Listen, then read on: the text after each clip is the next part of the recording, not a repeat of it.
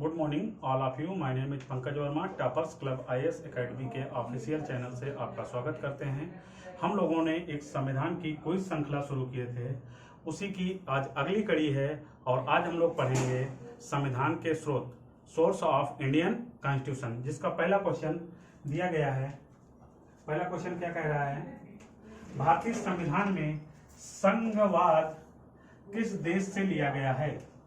Option A है Australia, option B है Canada और ऑप्शन सी है यूएई और ऑप्शन डी है यूएसए। बताइए भाई इसका आंसर क्या होगा? संघवाद ऑप्शन होगा कनाडा। कनाडा से हमने क्या ली है? संघवाद, संसदीय संघीय प्रक्रिया। पूछा जाए कि संघीय प्रक्रिया को हमने कहां से अडॉप्ट किया है, वो अडॉप्ट किया है कनाडा से। अगला क्वेश्चन दिया गया है। अगला क्वेश्चन है, निम्नलिखित में से यह किससे निर्धारित होता है कि भारत का संविधान परिसंघीय है? किससे निर्धारित होता है कि भारत का संविधान क्या है? परिसंघीय है। ऑप्शन ए है केंद्र एवं राज्यों के बीच शक्तियों का वितरण और ऑप्शन बी है अवशिष्ट शक्तियों का केंद्र में निहित होना। ऑप्शन सी है संविधान लिखित और अनम्य है और ऑप्शन डी है न्यायपालिका स्वतंत्र है। इसका आंसर क्या होगा? इसका राइट आंसर है ए, केंद्र एवं राज्य के बीच शक्तियों का वितरण। केंद्र एवं राज्य के बीच शक्तियों का जो विभाजन किया गया है वह संविधान के किस भाग में किया गया है? इसी क्वेश्चन को दूसरे तरीके से अगर पूछा जाए, केंद्र राज्य संबंध संविधान के किस भाग में दिया गया है, तो संविधान के भाग 11 में दिया गया है।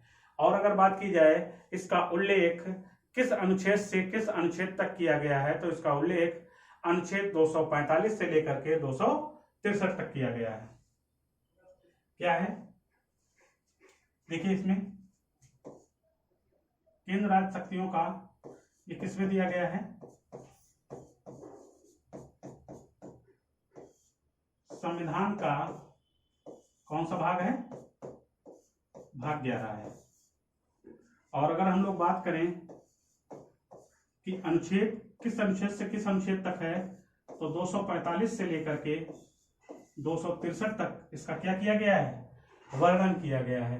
केंद्र एवं राज्य के बीच शक्तियों का विभाजन करने के लिए क्या बनाई गई? 3 लिस्ट बनाई गई, यानी 3 सूचियां बनाई गई। पहली सूची जो बनाई गई उसको हम लोग कहते हैं संघ सूची, यूनियन लिस्ट। दूसरी है राज्य सूची, स्टेट लिस्ट। और तीसरी है जिसको हम लोग कहते हैं समवर्ती सूची, कंकरेंट लिस्ट। इन तीनों सूचियों में अलग अलग विषयों को रखा गया। जो विषय इन तीनों सूचियों में नहीं रखे गए हैं उनको, अगर इसी क्वेश्चन को पूछा जाए कि यूनियन लिस्ट, स्टेट लिस्ट और कंकरेंट लिस्ट में जिन सब्जेक्टों को नहीं रखा गया उन सब्जेक्टों को कहां रखा गया और वो किसके पास शक्तियां हैं, उनको कहते हैं अवशिष्ट शक्तियां। जो सब्जेक्ट इसके अलग रहेंगे उनको हम लोग कहां रखेंगे? अवशिष्ट शक्तियों में। और अवशिष्ट शक्तियां किसके पास कहां निहित होंगी? केंद्र के पास निहित होंगी। ठीक है। और अवशिष्ट शक्तियों पे कानून बनाने का अधिकार किसे है? पार्लियामेंट को है। और इसका उल्लेख अनुच्छेद 248 में दिया गया है। हम लोग क्या बता रहे हैं? इसके लिए क्या बनाया गया? 3 सूची बनाई गई। पहली को हम लोग क्या कहते हैं? संघ सूची यानी यूनियन लिस्ट, जिसमें मूल संविधान में 97 विषय थे, प्रेजेंट टाइम कितने हैं? 100 हैं। और दूसरी थी राज्य सूची, जिसमें मूल संविधान में 66 सब्जेक्ट थे और प्रेजेंट टाइम कितने हैं? 61 हैं। और तीसरी हमने बताया समवर्ती सूची,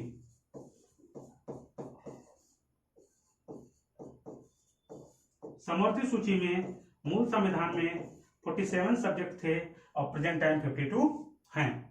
अगर हम बात करें कि संघ सूची का कोई एक उदाहरण बताइए, तो संघ सूची में के जो विषय हैं उन पर कानून कौन बनाएगा? भारत सरकार। जैसे जनगणना, ठीक है, और नागरिकता, ये सब कहां आएंगे? संघ सूची में आएंगे। एक दो एग्जांपल भी देख लीजिए। इसका उदाहरण क्या है? जनगणना, और दूसरा हमारा क्या है? सिटीजनशिप, नागरिकता। और अगर हम लोग बात करें राज्य सूची की, तो राज्य सूची में कौन कौन से विषय आएंगे? राज्य सूची के विषयों पर कानून बनाने का अधिकार किसे है? संबंधित राज्य की राज्य सरकार को। इसमें क्या आएगा? जैसे हमारा पुलिस हो गया, लोक स्वास्थ्य हो गया, शराब हो गया, मनोरंजन हो गया, ठीक है। क्या हो गया? पहला हमारा पुलिस हो गया, मनोरंजन हो गया, और क्या हो गया? शराब। समवर्ती सूची में कौन कौन आएंगे? इसको मैं यहां पे लिखे दे रहा हूं। समवर्ती सूची में क्या क्या आएगा बताइए भाई? समवर्ती सूची में क्या आएगा? शिक्षा। शिक्षा हमारा कौन सा सब्जेक्ट है समवर्ती सूची का? इसमें क्या आएगा? शिक्षा आएगा, वन आएंगे, और हमारा विद्युत। ये सारे के सारे कहां हैं? इनका उल्लेख किया गया है समवर्ती सूची में। और जो अवशिष्ट शक्तियां हैं,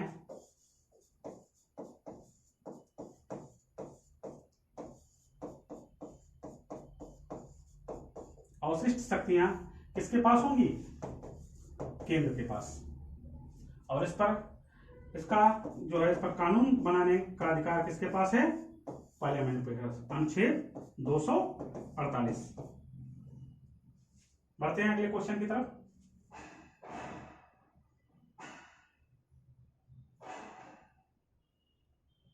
अगला क्वेश्चन दिया गया है, संयुक्त राज्य अमेरिका के संवैधानिक आदर्शों पर भारतीय संविधान में कौन कौन सी व्यवस्था शामिल की गई है? कह रहा है कि अमेरिका से के संवैधानिक आदर्शों पर भारतीय संविधान में कौन कौन सी व्यवस्थाएं शामिल की गई हैं। ऑप्शन ए है मूल अधिकार, ऑप्शन बी है स्वतंत्र और निष्पक्ष सर्वोच्च न्यायालय, न्यायिक पुनर्विलोकन, और ऑप्शन सी दिया गया है संघीय व्यवस्था, और ऑप्शन डी है उपयुक्त सभी। बताइए भाई, इसका आंसर क्या होगा? इसका राइट आंसर है उपयुक्त सभी। अमेरिका से हमने क्या लिया है? मूल अधिकारों को भी लिया गया है, और अमेरिका से भी हमने सर्वोच्च न्यायालय को भी लिया है, और अमेरिका से भी जुडिकल रिव्यू, न्याय पुनर्विलोकन को भी हमने वहीं से अडॉप्ट किया है, और संघीय शासन प्रणाली को भी हमने कहां से लिया है? अमेरिका से लिया है। और क्या क्या अमेरिका से लिया गया है बताइए भाई? पहली चीज तो प्रस्तावना, क्या लिया गया है? अगर पूछा जाए प्रस्तावना को हमने कहां से लिया है, तो इसका स्रोत क्या है? अमेरिका। अगर पूछ लिया जाए इसकी भाषा शैली, प्रस्तावना की जो भाषा शैली है, इसको हमने कहां से लिया है? इसे हमने अडॉप्ट किया ऑस्ट्रेलिया के संविधान से। क्वेश्चन अगर पूछा जाए कि प्रस्तावना को हमने किस देश के संविधान से अडॉप्ट किया है, तो हमने अडॉप्ट किया है यूएसए यानी अमेरिका के। और इसकी जो भाषा शैली है, प्रस्तावना की जो भाषा शैली है, उसको हमने कहां से लिया? ऑस्ट्रेलिया से। ठीक है। और दूसरा क्या कह रहा है, और क्या लिया गया है यहां से? जनहित याचिका। जनहित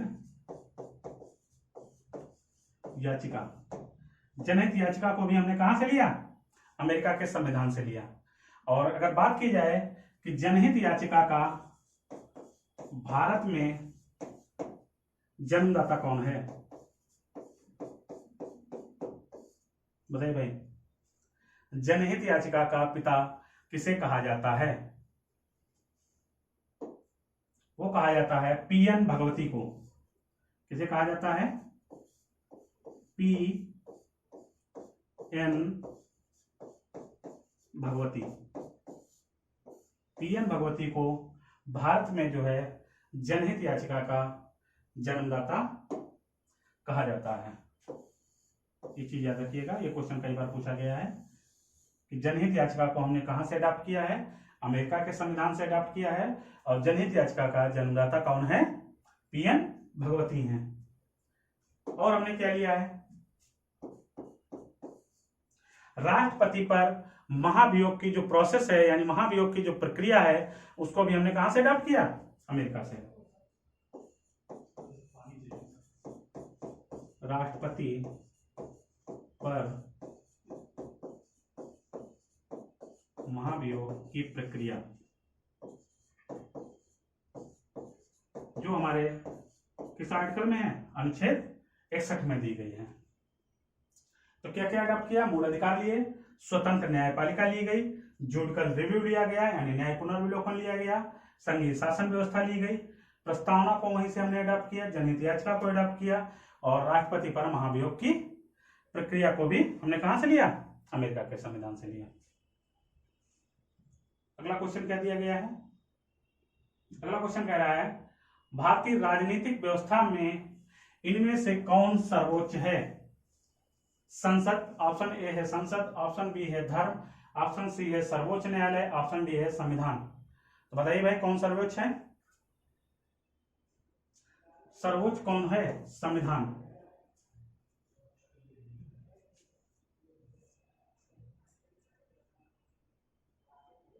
अगला क्वेश्चन दिया गया है भारतीय संविधान द्वारा प्रदत्त मौलिक अधिकारों के स्थगन संबंधी कार्यपालिका के अधिकारों को किस देश के संविधान से लिया गया है। ऑप्शन ए है दक्षिण अफ्रीका, ऑप्शन डी है फ्रांस, ऑप्शन सी है आयरलैंड, ऑप्शन डी है जर्मनी। बताइए भाई, यानी मौलिक अधिकारों के निलंबन का प्रावधान हमने किस कंट्री के संविधान से अडॉप्ट किया है।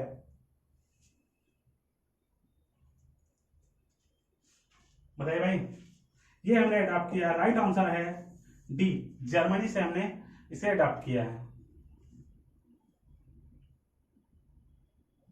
अगला क्वेश्चन दिया गया है भारतीय संविधान के वृहद होने का कारण है।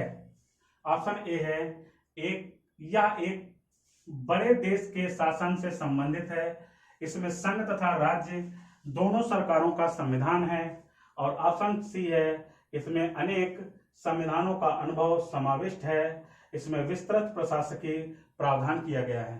बताइए भाई इसका आंसर क्या होगा। इसका राइट आंसर है बी, इसमें संघ तथा राज्य दोनों सरकारों का संविधान है।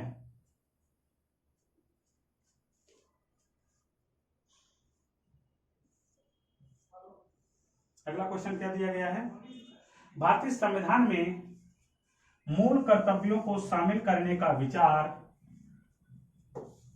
किस देश के संविधान से लिया गया है। क्या कह रहा है, मूल कर्तव्य यानी फंडामेंटल ड्यूटीज की बात कर रहा है कि मूल कर्तव्यों को शामिल करने का विचार किस देश के संविधान से लिया गया है। बताइए भाई, ऑप्शन ए है फ्रांस, ऑप्शन बी है पूर्व सोवियत संघ, ऑप्शन सी है आयरलैंड, ऑप्शन डी है अमेरिका।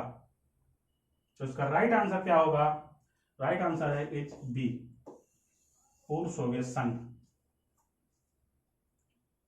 ठीक है, पहला क्वेश्चन ये है कि मूल कर्तव्यों को संविधान के किस भाग में रखा गया है।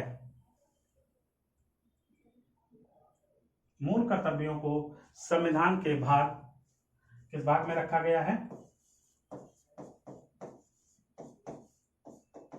मूल कर्तव्य हैं, मूल कर्तव्यों को संविधान के भाग 4A में रखा गया है, जिसका उल्लेख अनुच्छेद 51A में किया गया है। दो चीजें, मूल कर्तव्य यानी फंडामेंटल ड्यूटीज कहां है, पार्ट 4A में है, जिसका आर्टिकल है 51A। क्या मूल संविधान में मूल कर्तव्य थे या इन्हें बाद में जोड़ा गया। और बाद में अगर जोड़ा गया है तो किस कमेटी की रिकमेंडेशन पे जोड़ा गया और कौन सा संविधान संशोधन किया गया। मूल कर्तव्य मूल संविधान में नहीं थे, मूल संविधान में क्या थे, नहीं थे। इन्हें क्या किया गया है, सरदार स्वर्ण सिंह समिति की अनुशंसा पे शामिल किया गया। क्या किया गया है, सरदार स्वर्ण सिंह, कौन सी कमेटी गठित की गई, सरदार स्वर्ण सिंह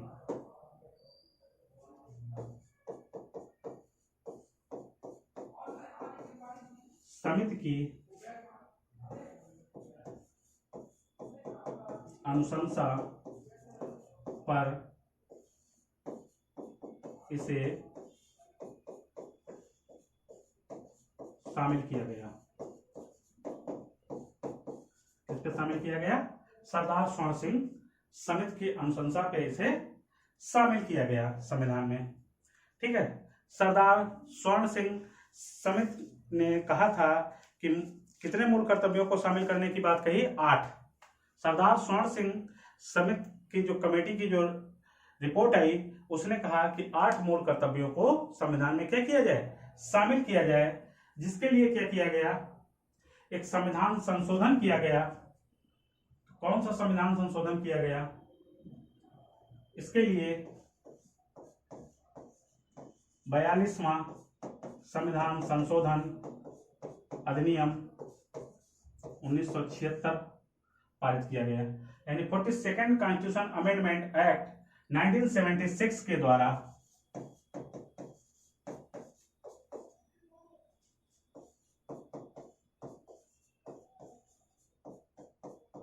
संविधान में 10 फंडामेंटल ड्यूटीज यानी मूल कर्तव्यों को शामिल किया गया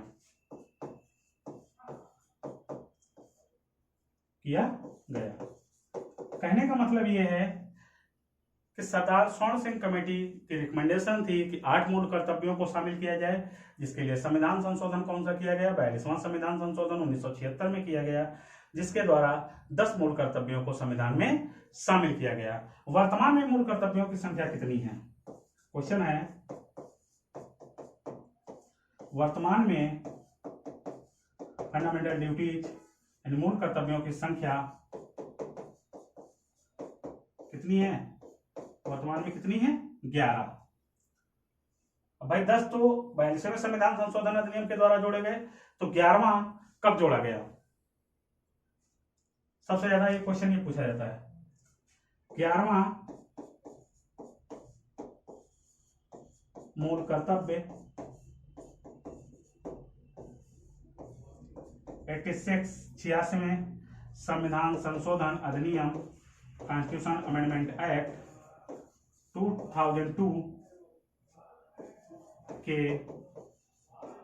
द्वारा जोड़ा गया। ठीक है, हमने क्या बताया, मूल कर्तव्य संविधान के भाग 4 में है, भाग 4 ए में है, किस अनुच्छेद में है, 51 ए में है। ये मूल संविधान में नहीं थे, इनको बाद में जोड़ा गया, और बाद में जोड़ा गया तो इसके लिए सरदार स्वर्ण सिंह समिति की अनुशंसा की गई और उसने बताया था कि संविधान में 8 मूल कर्तव्यों को जोड़ा जाए, जिसके लिए 42वां संविधान संशोधन अधिनियम पारित किया गया। 42वें संविधान संशोधन अधिनियम के द्वारा संविधान में 10 जो है मूल कर्तव्यों को शामिल किया गया। वर्तमान में मूल कर्तव्यों की संख्या कितनी है, तो वर्तमान में मूल कर्तव्यों की संख्या 11 है। तो 11वां मूल कर्तव्य जो है 86वें संविधान संशोधन अधिनियम 2002 के द्वारा जोड़ा गया। ठीक है,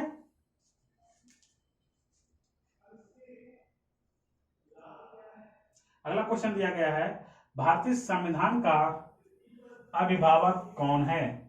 ऑप्शन ए है सर्वोच्च न्यायालय, ऑप्शन बी है निर्वाचन आयोग, ऑप्शन सी है राष्ट्रपति और ऑप्शन डी है प्रधानमंत्री। बताइए भाई, अभिभावक इसका कौन है? संविधान का अभिभावक जो है वो है सर्वोच्च न्यायालय। ठीक है, अगला क्वेश्चन दिया गया है। अगला क्वेश्चन क्या कह रहा है? भारत में वयस्क मताधिकार की उम्र सीमा क्या है? वयस्क मताधिकार की उम्र सीमा क्या है? 21 वर्ष है, 25 वर्ष है, 18 वर्ष है या 20 वर्ष है? बताइए भाई, वयस्क मताधिकार की सीमा कितनी है? 18 वर्ष है। क्या यह पूर्व में भी 18 वर्ष थी? नहीं, पूर्व में ये इसकी आयु सीमा कितनी थी? 21 वर्ष थी। तो क्वेश्चन ये है कि 21 वर्ष से 18 वर्ष कब की गई और किस संविधान संशोधन के द्वारा की गई?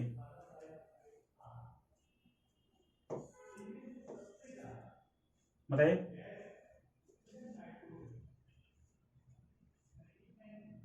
कब की गई? कौन बताएगा? यानी कहने का मतलब ये है 61वें संविधान संशोधन अधिनियम यानी 61वां 61 कॉन्स्टिट्यूशन अमेंडमेंट एक्ट 1989 के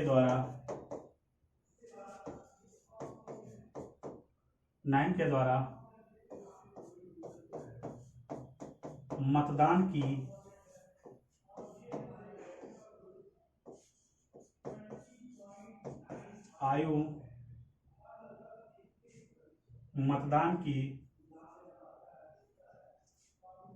आयु सीमा को 21 वर्ष कितना दिया गया है? 21 वर्ष आयु सीमा को 21 वर्ष से घटाकर 18 वर्ष कर दी गई। ये कई बार क्वेश्चन पूछा गया, किस संविधान संशोधन के द्वारा मतदान की आयु 21 वर्ष से घटाकर 18 वर्ष कर दी गई?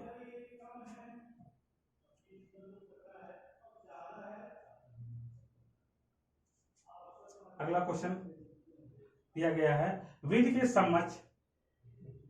अगला क्वेश्चन दिया गया विधि के समक्ष समता की विधि के समक्ष समता लिया गया है। ऑप्शन ए है आयरलैंड के संविधान से, ऑप्शन बी है जापान के संविधान से, ऑप्शन सी है इंग्लैंड के संविधान से, ऑप्शन डी है अमेरिका के संविधान से। विधि के समक्ष समता, हमने आपको बताया था कि मूल संविधान में मूल अधिकारों की संख्या कितनी थी? 7 थी। वर्तमान में कितनी है? 6 है। जो एक हटाया गया वो कौन सा था? राइट टू प्रॉपर्टी को जो है 44th कॉन्स्टिट्यूशन अमेंडमेंट एक्ट के द्वारा क्या किया गया? रिप्लेस कर दिया गया। ठीक, तो उसमें जो पहला हमने बताया था, पहला क्या बताया था? समानता का अधिकार, राइट टू इक्वालिटी, यानी समानता का अधिकार जो बताया था वह हमने बताया था अनुच्छेद 14 से लेकर के 18 तक दिया गया है। तो देखिएगा, विधि के समता की अवधारणा को हमने कहां से लिया है? इंग्लैंड के संविधान से, यानी ब्रिटेन के संविधान से। कह रहा है, हमारा एक आर्टिकल था, अनुच्छेद कौन सा है? अनुच्छेद 14। अनुच्छेद 14 क्या कहता है? अनुच्छेद 14 में 2 लाइनें दी गई हैं। पहला है विधि के सम्मत समता या समानता, और दूसरा है विधियों के समान संरक्षण की अवधारणा। क्या कह रहा है? विधि के समक्ष समता या क्या दिया रहेगा? समानता। एक सेंटेंस में दिया गया है। दूसरा कह रहा है विधियों के समान संरक्षण। तो विधि के समता की अवधारणा को हमने कहां से लिया है? ब्रिटेन के संविधान से। ये सो हमने कहां से अडॉप्ट किया है? इसे हमने लिया है ब्रिटेन के संविधान से। और यदि पूछ लिया जाए विधियों के समान संरक्षण की अवधारणा को हमने कहां से लिया है? वो लिया है अमेरिका के संविधान से। ठीक है, विधि के समता या समानता ये ब्रिटिश जो है एक प्रोफेसर हैं, ब्रिटिश राजनीति शास्त्री हैं जिनका नाम है प्रोफेसर डायसी। प्रोफेसर डायसी की रूल ऑफ लॉ के क्या है? इक्वल है, रूल ऑफ लॉ के समान है। अगला क्वेश्चन दिया गया है, भारतीय संघीय व्यवस्था की एक विशेषता है। ऑप्शन ए है केंद्र में संपूर्ण शक्ति, ऑप्शन बी है शक्तियों का एकीकरण, ऑप्शन और सी है दोहरी नागरिकता, ऑप्शन डी है संविधान की सर्वोच्चता। संघीय व्यवस्था की एक विशेषता है, क्या है भाई बताइए? इसमें क्या है? संविधान की सर्वोच्चता की बात की जाती है। संविधान क्या है? हमारा सर्वोच्च है। अगला क्वेश्चन दिया गया है, भारत में कलेक्टर का पद औपनिवेशिक शासन ने उधार लिया था।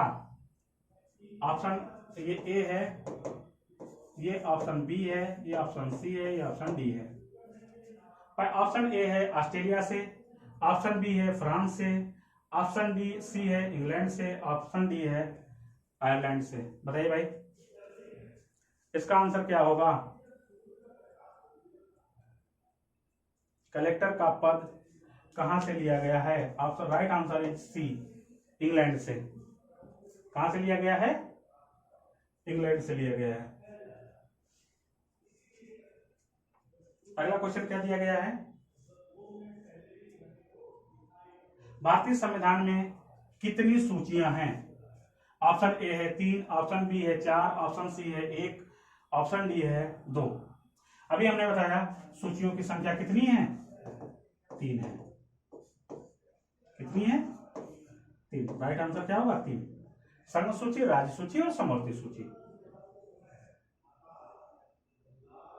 अगला क्वेश्चन दिया गया है, भारतीय क्या दिया गया है, संविधान के संरक्षक के रूप में सर्वोच्च न्यायालय का अधिकार विश्व के किस संविधान, क्या कह रहा है, सर्वोच्च न्यायालय का अधिकार विश्व के किस संविधान से लिया गया है? सर्वोच्च न्यायालय का अधिकार कहां से लिया गया? अमेरिका के संविधान से, इंग्लैंड के संविधान से, स्विट्जरलैंड के संविधान से या कनाडा के संविधान से? बताइए भाई। अभी हम लोग पीछे देख चुके हैं कि कहां से लिया गया है? अमेरिका के संविधान से।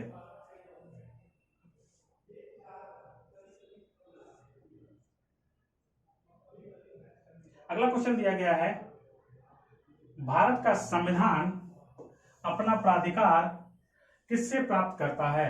ऑप्शन ए है भारत की जनता से, ऑप्शन बी है राष्ट्रपति तथा सर्वोच्च न्यायालय से, ऑप्शन सी है भारतीय स्वतंत्रता अधिनियम 1947 से, ऑप्शन डी है भारत के सभी वर्गों के लोगों द्वारा प्रतिनिधित्व संविधान सभा से। बताइए भैया इसका ऑप्शन क्या होगा? भारत का संविधान अपना प्राधिकार किससे लेता है? Option right answer is a, Bharat की जनता से।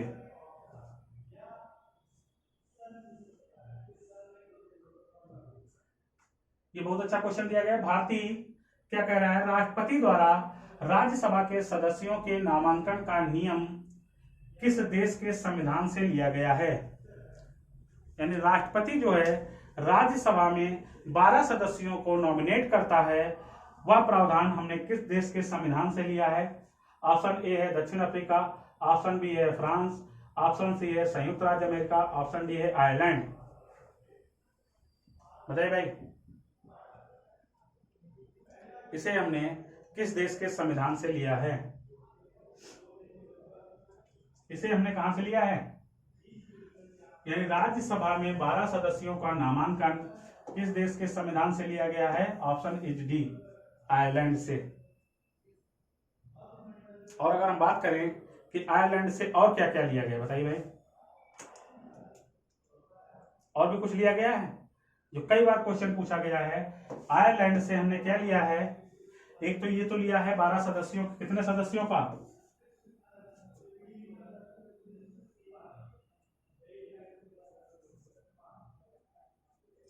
क्या है? नंबर 1 है राष्ट्रपति राज्यसभा में 12 सदस्यों को क्या करता है? नॉमिनेट करता है। 12 सदस्यों को मनोनीत करता है। कितने सदस्यों को? 12 सदस्यों को।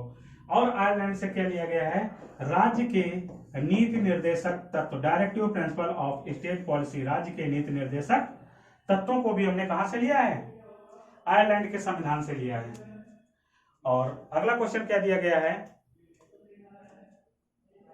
अगला क्वेश्चन है भारत में वैध प्रभुसत्ता निहित है मंत्रिमंडल में, संविधान में, राष्ट्रपति में, न्यायपालिका में। वैध प्रभुसत्ता किसमें निहित है? बताइए, मंत्रिमंडल में, संविधान में, राष्ट्रपति में या न्यायपालिका में? किसमें है? संविधान में। वैध प्रभुसत्ता किसमें निहित है? संविधान में। अगला क्वेश्चन क्या दिया गया है? भारतीय संविधान में राज्य के नीति निर्देशक सिद्धांतों की संकल्पना कहां से अंगीकार की गई है? यूएसएसआर, जापान और कोरिया, आयरलैंड, यूएसए और यूके। बताइए भाई, ये कहां से लिया गया है? आयरलैंड के संविधान से। ठीक है। राज्य के नीति निर्देशक तत्व संविधान के किस भाग में है और इनका वर्णन किस अनुच्छेद से किस अनुच्छेद तक किया गया है? जो directive principle of state policy, राज्य के नीति निर्देशक तत्व हैं, वह संविधान के भाग किसमें है? संविधान के भाग 4 में दिए गए हैं। संविधान का भाग 4, और जिसके लिए अनुच्छेद किस अनुच्छेद से किस अनुच्छेद तक वर्णन किया गया है? वह अनुच्छेद 36 से लेकर के 51 तक राज्य के नीति निर्देशक तत्वों का वर्णन किया गया है। जो राज्य के नीति निर्देशक तत्व हैं, तो इनका मूल उद्देश्य क्या है? पब्लिक वेलफेयर, यानी लोक कल्याणकारी राज्य की स्थापना करना। अगर इनका एम पूछ लिया जाए या उद्देश्य इनका क्या है? उद्देश्य है लोक कल्याणकारी राज्य की स्थापना करना। ठीक। यदि राज्य के नीति निर्देशक तत्वों का राज्य के द्वारा अगर उल्लंघन किया जाता है, तो क्या हम इसके लिए न्यायालय जा सकते हैं? क्या ये वाद योग्य हैं? क्वेश्चन पूछा जाता है, नीति निर्देशक तत्व क्या वाद योग्य हैं? तो ये वाद योग्य नहीं है। क्या है? वाद योग्य नहीं है। मूल अधिकारों का यदि हमारा जो फंडामेंटल राइट दिए गए हैं, इनका यदि उल्लंघन किया जाता है, तो हम लोग क्या कर सकते हैं? सुप्रीम कोर्ट और हाई कोर्ट क्या कर सकते हैं? जा सकते हैं। सुप्रीम कोर्ट इसका संरक्षण करता है अनुच्छेद 32 के द्वारा, और हाई कोर्ट करता है 226 के द्वारा, 226 के द्वारा। राज्य के नीति निर्देशक तत्व वाद योग्य नहीं है, और फंडामेंटल ड्यूटीज यानी मौलिक कर्तव्य भी वाद योग्य नहीं है। ये क्या है? राज्य की ड्यूटी है कि राज्य चाहे तो इनका पालन करे और या चाहे तो ना करे। जो मौलिक कर्तव्य हैं, वो किसके कर्तव्य हैं? हम लोगों के, आपके कर्तव्य हैं।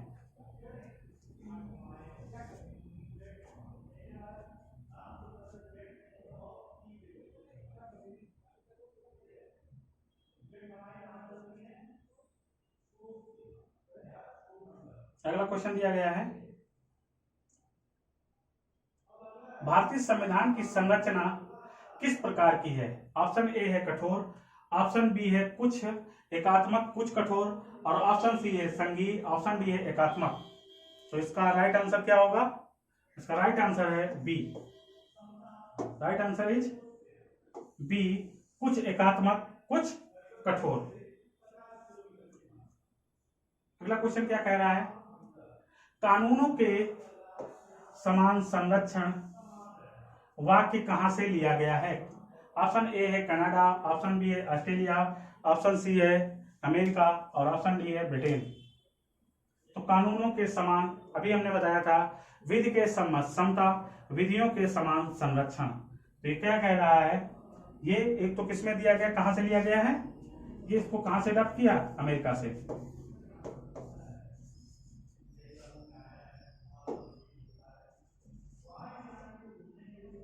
क्या है, अनुच्छेद 14 की जो सेकंड लाइन है क्या है, क्या कहता है, विधियों के समान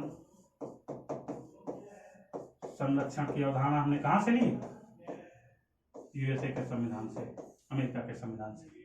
ठीक है, अगला क्वेश्चन दिया गया है, निम्न लिखित संविधान की अवधारणा ने सर्वप्रथम कहां जन्म लिया? ये जो लिखित संविधान की अवधारणा है सर्वप्रथम कहां जन्म लिया? ऑप्शन ए है ब्रिटेन, ऑप्शन बी है स्विट्जरलैंड, ऑप्शन सी है फ्रांस, ऑप्शन डी है संयुक्त राज्य अमेरिका। बताइए भाई,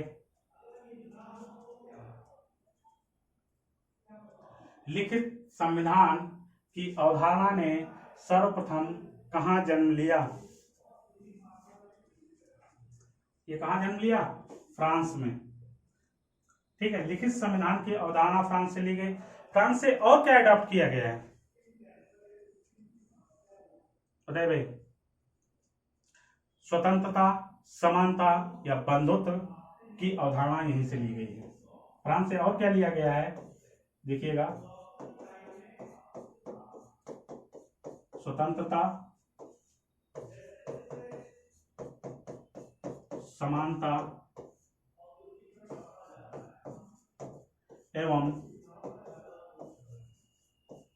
बंधुत्व यानी भाईचारे की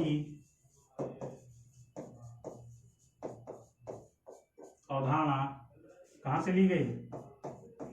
फ्रांस की में क्रांति हुई थी, फ्रांस की क्रांति से, यानी इसको कहां से लिया? और फ्रांस की जो क्रांति हुई थी वह कब हुई थी? 1789 टू 1799।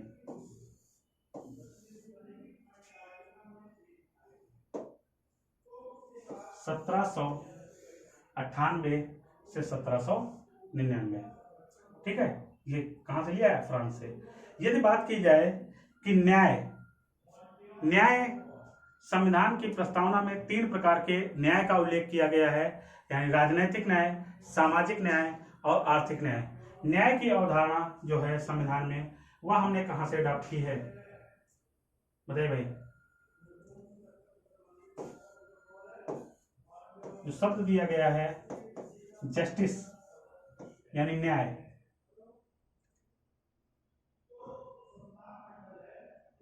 क्या दिया गया है? शब्द है हमारा न्याय यानी जस्टिस। 3 प्रकार के न्याय की बात की जाती है। एक है राजनैतिक न्याय,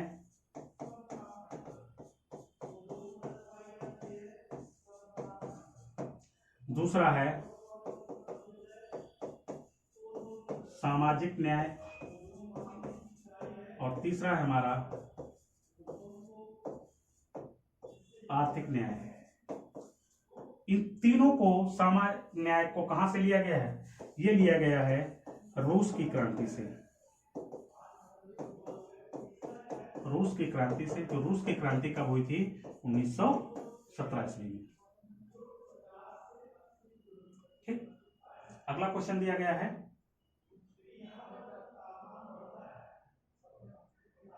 अगला क्वेश्चन दिया गया है, भारत के संविधान निर्माताओं ने न्यायिक पुनर्विलोकन यानी जुडिकल रिव्यू विचार को ग्रहण किया है। ऑप्शन ए है स्विट्जरलैंड से, अमेरिका से, ब्रिटेन से या फ्रांस से।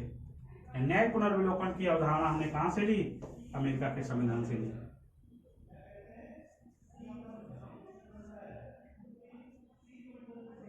अगला क्वेश्चन दिया गया है, अध्यक्षात्मक शासन का उदय सर्वप्रथम किस देश में हुआ? बताइए भाई। स्विट्जरलैंड में हुआ, ऑप्शन बी है संयुक्त राज्य अमेरिका में हुआ, ऑप्शन सी है यूगोस्लाविया में हुआ, ऑप्शन डी है मिस्र में हुआ। इसका आंसर क्या होगा? इसका राइट आंसर है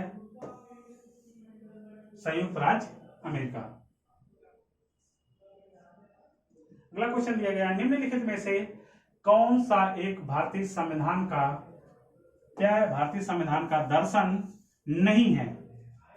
ऑप्शन ए है राजनीतिक समानता, ऑप्शन बी है साम्यवादी राज्य, और ऑप्शन सी है कल्याणकारी, और ऑप्शन डी है समाजवादी राज्य। बताइए। इसमें भारतीय संविधान का दर्शन नहीं है। राइट आंसर इज बी, साम्यवादी राज्य नहीं है। भारतीय संविधान में मौलिक अधिकारों का उल्लेख करते हुए निम्नलिखित में से किस देश का अनुसरण किया गया है? यानी मौलिक अधिकारों फंडामेंटल राइट को कहां से अडॉप्ट किया गया है? ऑप्शन ए है ऑस्ट्रेलिया, ऑप्शन बी है स्विट्जरलैंड, ऑप्शन सी है ब्रिटेन, और ऑप्शन डी है अमेरिका। ये कहां से अडॉप्ट किया गया भाई? अमेरिका से।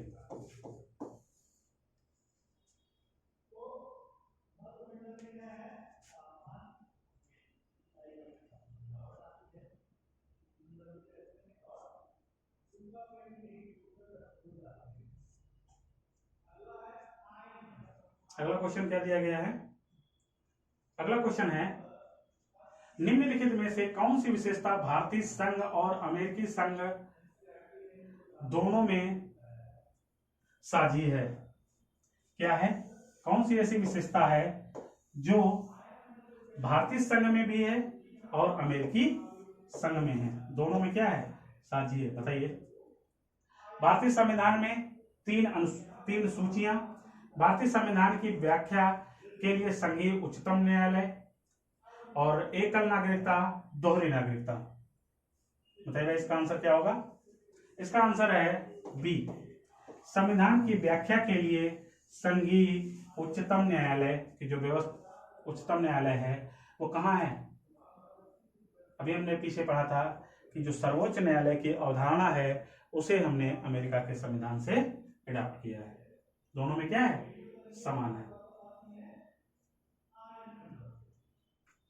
27 नंबर का क्वेश्चन क्या कह रहा है? भारतीय संविधान में मौलिक कर्तव्यों का विचार लिया गया है रूस के संविधान से, फ्रांस के संविधान से, अमेरिका के संविधान से, या फिर ब्रिटिश संविधान से? बताइए भाई। मूल कर्तव्य यानी फंडामेंटल ड्यूटीज को हमने कहां से लिया है? रूस के संविधान से लिया है।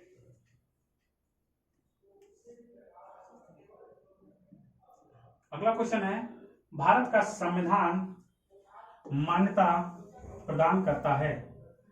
ऑप्शन ए है धार्मिक एवं भाषाई अल्पसंख्यकों को, ऑप्शन बी है धार्मिक, भाषाई एवं नरजाति अल्पसंख्यकों को, ऑप्शन सी है केवल धार्मिक अल्पसंख्यकों को, और ऑप्शन डी है केवल भाषाई अल्पसंख्यकों को।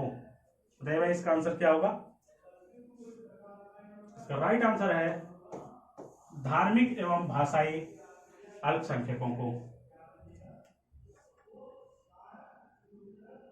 अगला क्वेश्चन दिया गया है, भारतीय संविधान के अंतर्गत संघ और राज्यों के बीच शक्तियों का विभाजन किसकी प्रेरणा पर आधारित है? जो केंद्र एवं राज्य के मध्य जो शक्तियों का विभाजन किया गया है इसे हमने कहां से अडॉप्ट किया है? बताइए भाई। ऑप्शन ए है स्विट्जरलैंड, ऑप्शन बी है पूर्व सोवियत संघ, और ऑप्शन सी है अमेरिका, और ऑप्शन डी है कनाडा। केंद्र एवं राज्य के मध्य जो शक्तियों का विभाजन की अवधारणा है उसे हम कहां से प्रेरित है? कनाडा के संविधान से। आज की क्विज का ये लास्ट क्वेश्चन है, भारतीय संविधान में समवर्ती सूची की अवधारणा कहां से ली गई है? ऑप्शन ए है यूएसए, ऑप्शन बी है ब्रिटेन, ऑप्शन सी है कनाडा, और ऑप्शन डी है ऑस्ट्रेलिया। बताइए भाई। समवर्ती सूची को हमने कहां से लिया है?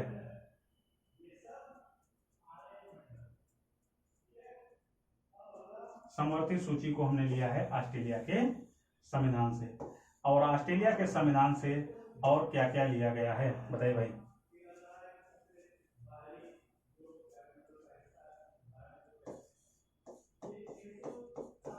प्रस्तावना की